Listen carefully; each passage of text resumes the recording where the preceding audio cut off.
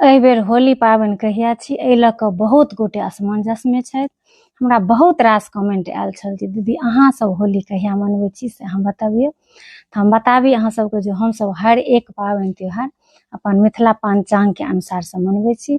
तऽ एहि बेर तिथिके लऽ कऽ हेरफेर अछि, ताहि दुआरे होली 3 दिवसीय मनायल जायत। तऽ 13 मार्चके होलिका दहन हैत आ 14 मार्चके माँ भगवतीके पातरि हेतनि, पूजा पाठ हेतनि और 7 मई लेल पुआ सेहो बनतनि। आ 15 मार्चके होलीके खेल छी और 7 मईके पूजा पाठ छियनि। तऽ एहि बेर 3 दिवसीय होली भऽ रहल अछि। अहाँके तरफ कहिया, अहाँ सबके तरफ कहिया भऽ रहल अछि से अहाँ सब जरूर कमेंट करब। हमरा तरफ से 3 दिवसीय भऽ रहल अछि, 13, 14, 15। ओना हरेक बेर 2 दिवसीय होइए, लेकिन कहियो कहियो वर्ष से एना भऽ जाइए। हमरा याद अछि जे कहियो कहियो वर्ष तिथिके लऽ कऽ जे हेरफेर होइ छै तऽ भऽ जाइए।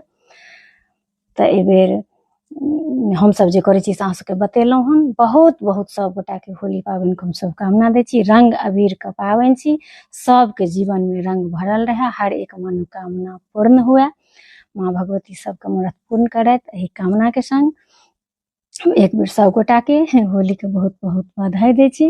मिलै छी हम अगला वीडियोमे, ताबत तक सब गोटाके जय सिया राम, जय मिथिला धाम। बहुत रास कमेंट आयल छल जे सप्ता डोरा पाबनि कि असगरे कऽ सकै छी और एकर विधि विधान बतबियौ दीदी। तऽ हम बताबी अहाँ सबके जे सप्ता डोरा एहन पाबनि छी जे अपना सबके पूर्व काल से सामूहिक पूजा भऽ आयल हन। जे एकटा मैया दादी की कथा कहै छथिन और सब गोटा मिलके सुनै छी, तऽ अहिना होइत आयल हन। एहि दुआरे ई पूजा बहुत गोटा आब सौंपि दै छथि कि जे ई सामूहिक पूजा कोना पार लागत। तऽ हमरा हिसाबसँ जे असगरे नहि, लेकिन सब परिवार मिलकर जरूर कऽ सकै छी, कियाकि एहिमे कथा कहल जाइ छै और कथा सुनै लेल लोक रहै छथिन।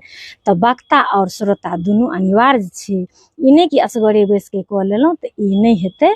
और सब परिवार मिलकर अपनी कथा कहबै और बाल बच्चा जतेक भी अड़ोसी पड़ोसी आबैत और बढ़िआँ बात सब गोटा मिलके ई कऽ सकै छी।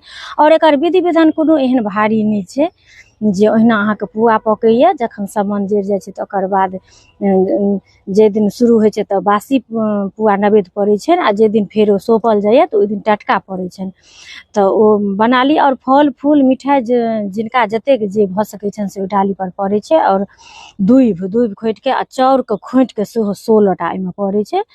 तऽ कोनो खास नहि, कलश बैसा कऽ जेना कोनो भी पूजा करै छी तेना पूजा कऽ सकै छी। और एकर कथा लेल सेहो कमेंट आयल अछि, तऽ एकर और हम विस्तारसँ एकर हम विधि विधान और कथा जे छै से लॉन्ग वीडियोमे अहाँ सबके हम बना देब। तऽ हाँ, तऽ भगवान भाव देखै छथिन। हमरा हिसाबसँ हम अपन ओपिनियन रखलहुँ, ओना अहाँ सब अपन नैहर सासुर सेहो पता कऽ लेब।